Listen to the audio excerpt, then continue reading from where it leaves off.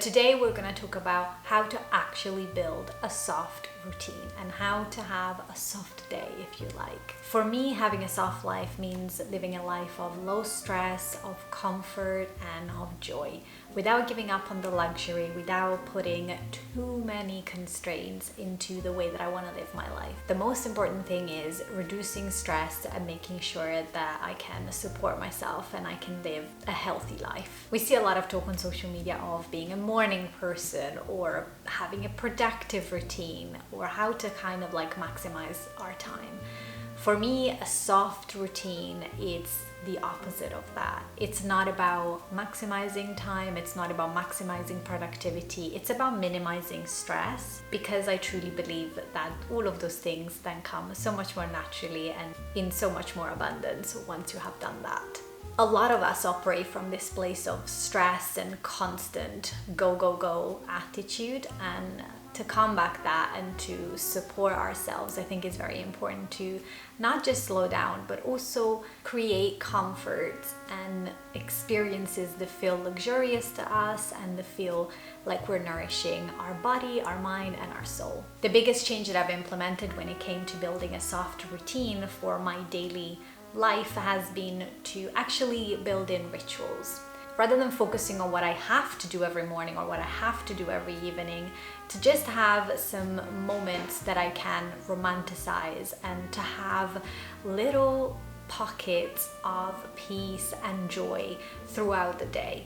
That's for me what rituals are, and I think they serve the purpose of really reminding us to focus on the beauty and the wonder that there is in the everyday little things in life. I'll be sharing ideas in this video that hopefully you can incorporate in your soft routine if you wish to, but please bear in mind that I don't do this every single day, and we'll talk a little bit later on about a way to keep things interesting whilst also consistently looking after your well-being. Some of the ideas that come to mind when I think about rituals are things that kind of like help me to reconnect with the present. I am someone who overthinks a lot and I get lost in my thoughts and my worries, so finding little moments that I can use to bring me back to the present moment is very important.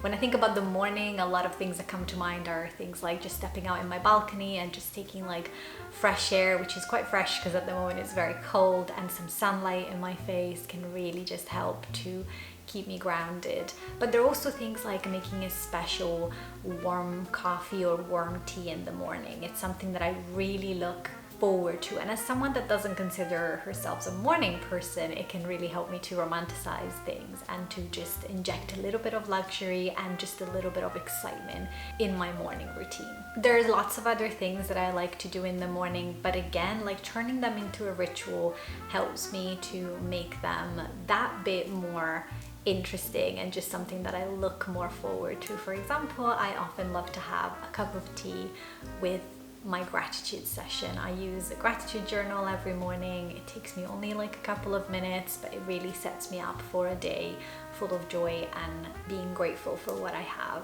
If like me, you're someone that works, one very important thing in terms of having a soft life and a soft day is to look after your working space. I don't know about you, but I'm not a naturally tidy person. I tend to be quite messy, and my desk and my workspace at home can get a little bit hectic. And I'm not gonna lie to you, that just doesn't help. Clutter never helps my mental health, and so finding a way to make sure that my space is set up in a way that invites calmness and that invites creativity and productivity naturally really helps me. For me, it's been about beautifying the act of having to work. So I have tried to build up my workspace in a way that makes me feel really happy to sit down and go through my emails, responding to things and doing the work that I have to do. I have started to realize the little things that I can do to make sure that I have a nice experience, even though sometimes I'm doing something that I don't necessarily massively enjoy, because that's just the reality, and I want to be realistic about the way that you can still have a soft life even if not every single thing that you do throughout the day it's the most interesting or the most fun. So some of the things that I have done with my workspace are making sure that my desk is always clear, and I don't even stress too much about having like junk drawers, but as long as my top desk, my work surface is clear, that just like sets me up very nicely. And then that I have like little things like a plant just to put a little bit of greenery, just to almost bring a little bit of nature into a space that it's otherwise for me a little bit sterile. Making sure that my work equipment is nice and clean. And then I love a little pop of color, so I've got some things that I can basically use to bring a little bit of play and a little bit of joy into everyday work. So a whiteboard, some post-it notes, some nice highlighters, just making sure that I gamify the experience for myself. And last but not least, the very important thing is to make sure that your well-being is looked after. Having a good chair that supports you. I know that there's so many cute chairs out there, but sometimes they're just like not very functional and they give you backache, which is not worth it. And last but not least, for me, one big change that I have made, which is relative to the season that I'm in right now, which is winter in here, is having my Lumi lamp, which has been fantastic and helped me fight seasonal affective disorder. Another important moment of the day when it comes to having a soft life is your evenings, and you want to have as a relaxing evening as possible, because the most important thing in this world generally is to be able to sleep well. I have actually been struggling a lot with this, and so I've put a little bit of effort into figuring out a way that I could make my evenings as soft and as relaxing as I possibly can, whilst being realistic. One thing that I have seen myself doing a lot when I switch off from work is this feeling, especially in winter when it gets dark really quickly and you cannot really do much after work, is this feeling of trying to get that experience from somewhere else. And I tend to scroll a lot and I never leave those sessions feeling good. So what I've started to do is trying to transition slowly into something that is a little bit more soul nourishing without completely leave the experience and the connection side cold turkey. I think there is definitely space for social media. I wouldn't be here if I didn't believe that, but I do find that if you're swapping precious time that you could be spending looking after yourself, your home, your environment, your body, your mind for doom scrolling, then that becomes a problem. So some of the things that I have been doing is trying to think about ways that I can switch off from the day whilst also pouring back on my cup. So things like cooking and trying to make as much food from scratch that I can so that I can nourish my body. Having a closing shift ritual where I just quickly clean through mostly the kitchen and the living room to make sure that I wake up in a really nice way, and also doing my skincare and taking care of my body in the evening. Because I'm making that transition at the moment, I am still most of the time either watching some content whilst I'm doing these activities or listening to it. I don't think there's anything wrong with that. I think it's natural to want some connection, and sometimes it can just be helpful to get those things done. So make sure that you are flexible in the way that you approach these rituals and just like build them in a way that work for you. The biggest difference that has helped me with my sleep when it comes to my evening routine has been to go back to reading.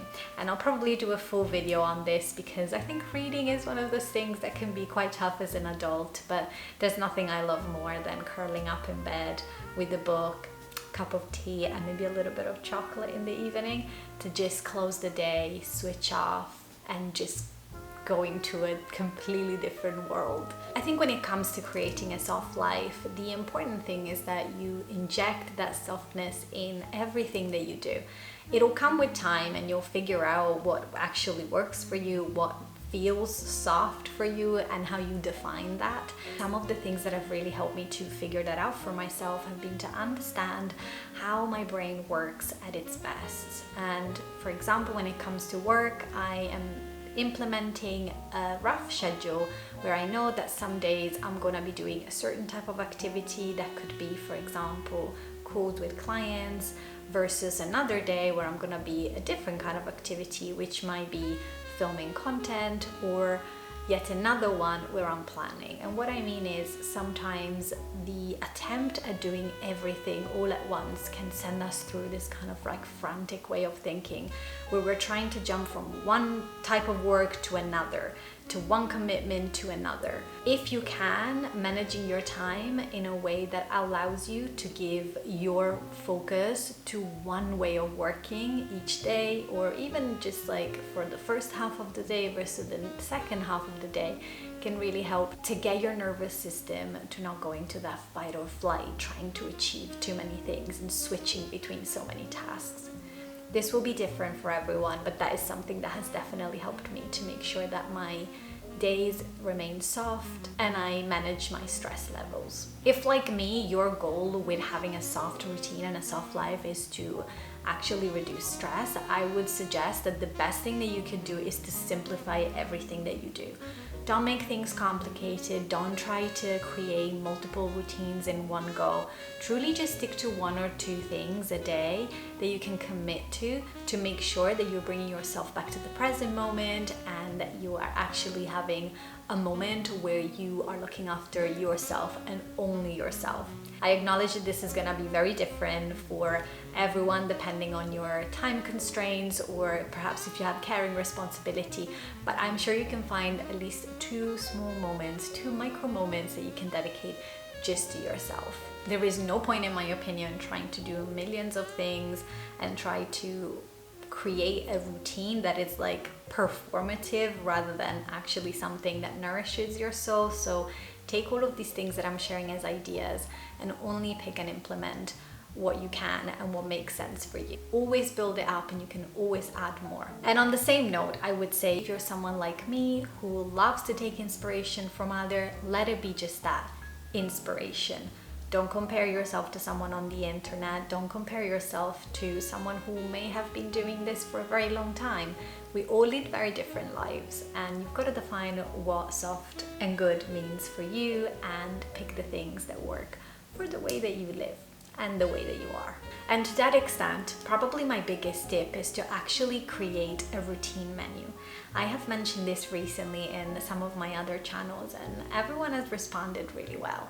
I am someone who gets bored very easily. So whenever people throw around the word routines or habits, I kind of roll my eyes a bit because I know that for me, that just doesn't work. Waking up every day at the same time, it's not right for me.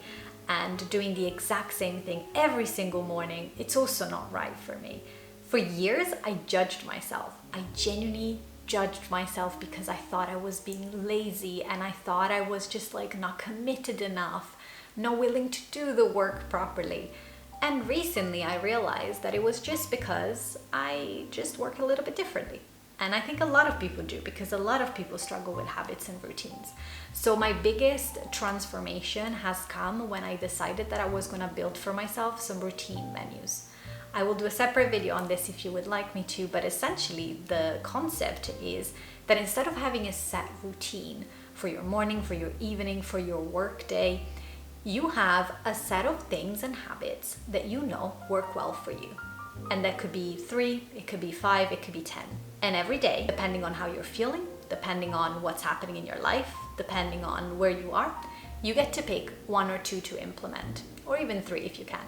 This gives you variety if you're someone like me who gets bored, and it also sets you up for success because it doesn't matter how much or how little you get to do, as long as you do 1 or 2, you're sticking to some sort of routine. We tend to complicate these things and really think like we have to do 10 steps routine, 10 steps skincare and all of that kind of stuff. Taking it back to like simplicity, it's the best thing that you could do. And also personalizing it to you, to what you want, to what you like, to what you need. So routine menus for me were a game changer, and let me know if you want me to talk more about that. So these are the things that I did to create a soft life routine, and I would encourage you to start small, experiment with what works for you, and gradually build some soft life practices that help you to have a better, more grounded and stress-free life. And if you're someone who already implements some routines that have been working well for you, remember that sharing is caring, and I would love to hear them in the comments down below. As always, a reminder that you are worthy of a happy, joyful life, so keep building it, keep dreaming about it, and I'll see you next time.